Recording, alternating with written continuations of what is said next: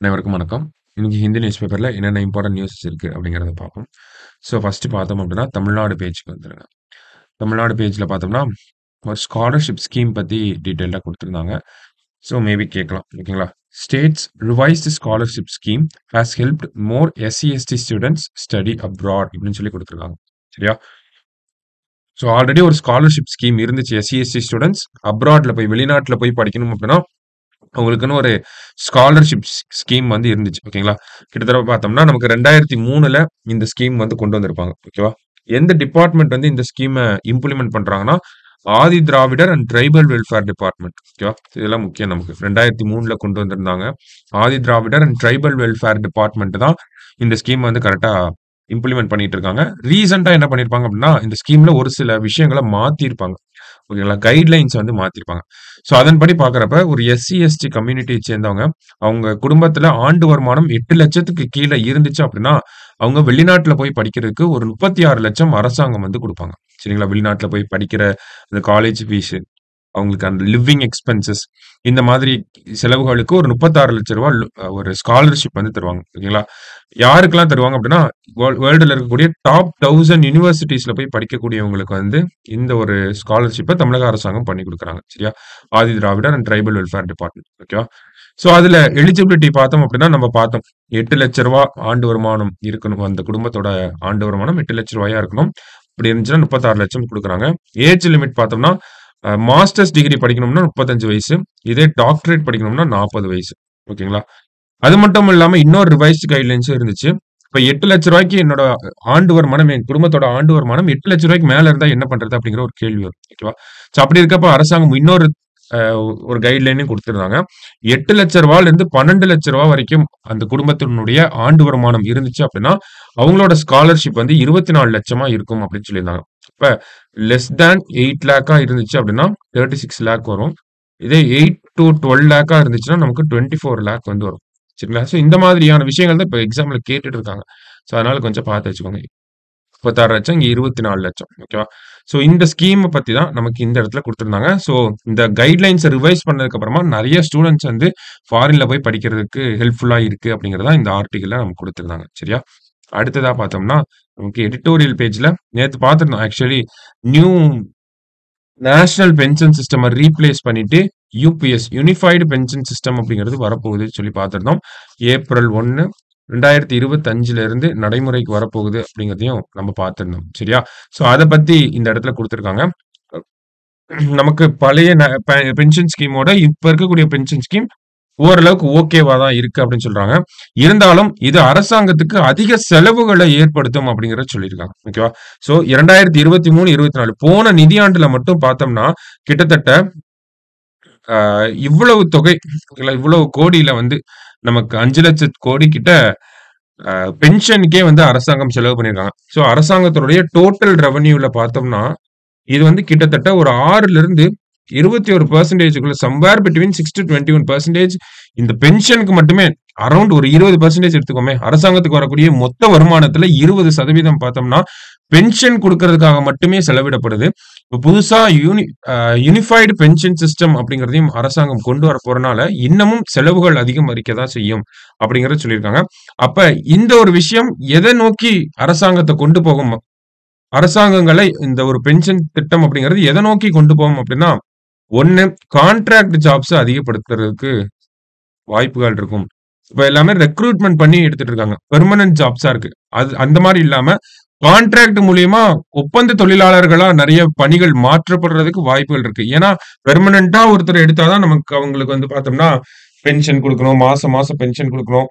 நேத்தே பார்த்தோம் இல்லையா? நம்ம கடைசி 1 வருஷம் 12 மாசம் வாங்குன சேலரில அதோட பேசிக் சேலரில இருந்து ஒரு 50% பென்ஷனா குடுக்கணும் இதுக்கப்புறம். அப்படிங்கிறப்ப, ஒருத்தர பெர்மனன்ட்டா வேலைக்கு எடுத்தோம்னா, அவருக்கு பென்ஷன் மாசம் மாசம் குடுக்கணும். அவரு இறந்துட்டாரு அப்படின்னா, அவங்களோட ஸ்பௌஸ்க்கு வந்து குடுக்கணும். இப்ப அரசாங்கத்துக்கு இது ஒரு நீண்ட கால செலவுகளா இருக்கும். ஓகேவா? அப்படி இருக்கப்ப டைரக்ட்டா கான்ட்ராக்ட் ஜாப்ஸ் அப்படிங்கிறத எடுத்துட்டு போயிருவாங்க. அப்ப ஒப்பந்த தொழிலாளர்கள் அப்படிங்கிறது அதிகமாகறதுக்கு வாய்ப்புகள் இருக்கு. ஓகேங்களா? புதுசா இன்னோவேட்டிவ் ஸ்கீம்ஸ கொண்டு வரதுக்கு வாய்ப்புகள் இருக்கு. எக்ஸாம்பிள்க்கு பார்த்தோம்னா, அக்னிபாத் அப்படின்னு சொல்லி ஒரு அக்னிபாத் தெரியும். நமக்கு மிலிட்டரியில யங்ஸ்டர்ஸ வந்து ஒரு 4 வருஷத்துக்கு இருப்பாங்க அவங்க. 4 வருஷத்துக்கு மட்டும் இவங்க ராணுவத்துல சேவை செஞ்சா போதும். 4 வருஷத்துக்கு அப்புறம் இவங்க அந்த சேவைய முடிச்சுட்டு, சர்வீஸ முடிச்சுட்டு வெளிய வரப்ப, ஒரு அமௌண்ட் கையில குடுத்துருவாங்க அரசாங்கம். ஓகேங்களா? சோ அந்த ஒரு அமௌண்ட்ட குடுத்துருவாங்க. அவ்வளவுதான். அதோட முடிஞ்சிரும். ஒன் டைம் செட்டில்மென்ட்டா அதெல்லாம் முடிஞ்சு போயிரும். ஓகேங்களா? பென்ஷன் மாதிரி மாசம் மாசம் இழுத்துட்டு இருக்க தேவையில்ல. இறந்து போனா அவங்க ஸ்பௌஸுக்கு குடுக்கணுங்கிற கட்டாயம் இருக்காது. சோ இந்த மாதிரி அக்னிபாத் போன்ற திட்டங்கள கொண்டு வரதுக்கு வாய்ப்புகள் இருக்கும். 3வதா என்ன ஆகும் அப்படின்னு பார்த்தோம்னா, போஸ்டிங்ஸ வந்து ரொம்ப காலத்துக்கு ஃபில் பண்ணாமயே வச்சுக்கிறதுக்கான வாய்ப்புகள் இருக்கும். ஓகேங்களா? போஸ்டிங்ஸ ஃபில் அப் பண்ணாமயே வச்சிருப்பாங்க. இதனால என்ன ஆகும் அப்படின்னா, எஃபிஷியன்சி ஆஃப் அட்மினிஸ்ட்ரேஷன் அப்படிங்கிறது அஃபெக்ட் ஆகும். எஃபிஷியன்ட் அட்மினிஸ்ட்ரேஷன் அப்படிங்கிறது இல்லாம போகும். ஓகேங்களா? சோ இந்த மாதிரியான ஃபேக்டர்ஸ்லாம் இருக்கு. இந்த மாரி ஒரு பென்ஷன் திட்டத்தினால மாசம் மாசம் குடுக்கக்கூடிய ஒரு பென்ஷன் திட்டத்தினால என்ன மாதிரியான டிஸ்அட்வான்டேஜஸ் இருக்கு அப்படின்னு பார்த்தோம்னா, இந்த மாதிரியான டிஸ்அட்வான்டேஜஸ நமக்கு சொல்றாங்க. ஓகேங்களா? முதல் விஷயம் செலவு அதிகமாகும்.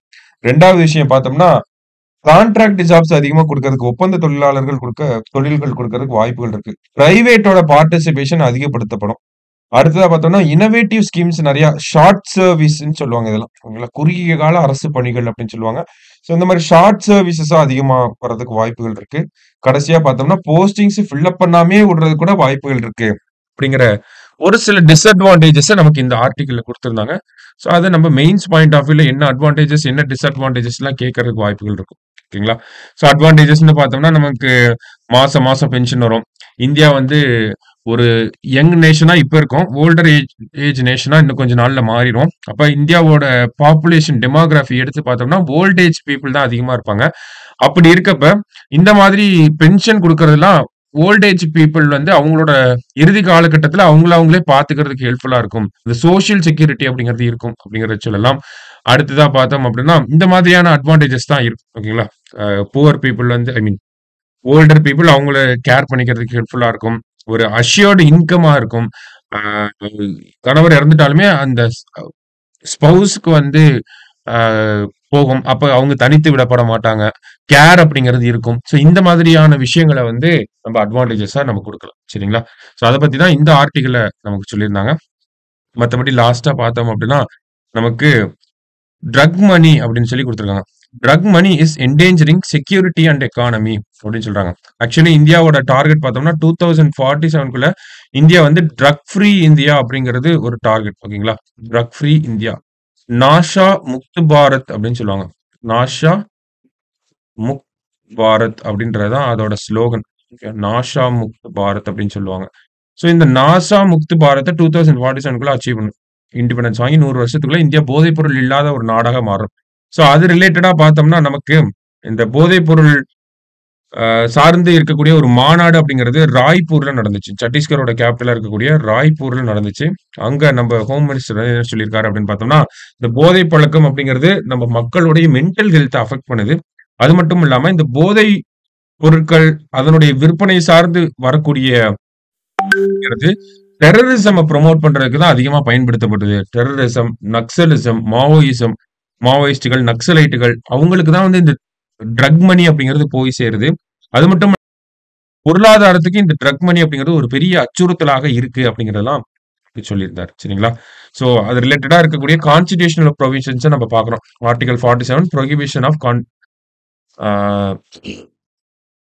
Prohibition of intoxicating drinks and drugs அப்படின்னு சொல்லுவாங்க. அடுத்ததா சட்டங்கள் வைஸ் பார்க்கிறப்ப ட்ரக்ஸ் அண்ட் காஸ்மெட்டிக்ஸ் ஆக்ட் அப்படின்னு சொல்லி ஒரு சட்டம் இருக்கு.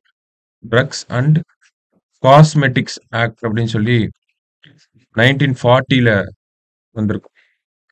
சரிங்களா? அடுத்தது narcotic drugs and psychotropic substances act 1985 சொல்லி ஒரு சட்டம் இருக்கு. சரிங்களா? அடுத்தது அதே இல்லிசிட் டிராஃபிக்கிங் ஆஃப் என்டிபிஎஸ்ன்னு கூட ஒரு சட்டம் இருக்கு. சோ அதோட இது கூட தெரிஞ்சு வச்சுக்கலாம். 1988ல வந்திருக்கும் அந்த சட்டம். மேஜர் ஆக்ட்னா இது 2ம். ஓகேங்களா? Drugs and cosmetics act 1940, narcotic drugs and psychotropic substances act 1985. So இந்த மாதிரியான சட்டங்கள வச்சு தான் இந்தியால இந்த ட்ரக் அப்படிங்கிறது கண்ட்ரோல் பண்ணிட்டு இருக்கோம். ஆ வேற என்ன அமைப்புகள் இருக்கு அப்படின்னு பார்த்தோம்னா, நமக்கு நார்கோட்டிக்ஸ் கண்ட்ரோல் பியூரோ அப்படின்னு சொல்லி ஒரு அமைப்பு இருக்கு. அது எல்லாமே இந்த ஆக்ட் கீழ வந்த ஒரு விஷயம் தான். ஓகேங்களா? என்சிபி அப்படின்னு சொல்லுவாங்க. நார்கோட்டிக்ஸ் கண்ட்ரோல் பியூரோ 1986ல வந்து வந்திருக்கும். சரிங்களா? சோ இந்த மாதிரியான அமைப்புகள் தான் இந்தியால ட்ரக்ஸ் ரிலேட்டடான விஷயங்கள கண்ட்ரோல் பண்ணிட்டு இருக்காங்க. இருந்தாலும் ட்ரக் அப்படிங்கிறத கண்ட்ரோல் பண்றதுக்கு இன்னும் மத்திய, மாநில அரசாங்கங்கள் இன்னும் தீவிரமான நடவடிக்கைகளை எடுக்கணும் அப்படிங்கிறத அவர் வந்து வலியுறுத்தியிருப்பார். சரிங்களா? ஸோ இந்த ஒரு ஆர்டிக்கிள நோட் பண்ணி வச்சுக்கோங்க. ஸோ இன்னைக்கு நியூஸ் பேப்பர பொறுத்தவரைக்கும் பார்த்தோம்னா, இந்த 3 ஆர்டிக்கிள் கொஞ்சம் இம்பார்ட்டன்ட்டா இருந்துச்சு. நாளைக்கு நியூஸ் பேப்பர் ரீடிங்ல மீட் பண்ணலாம். Thank you.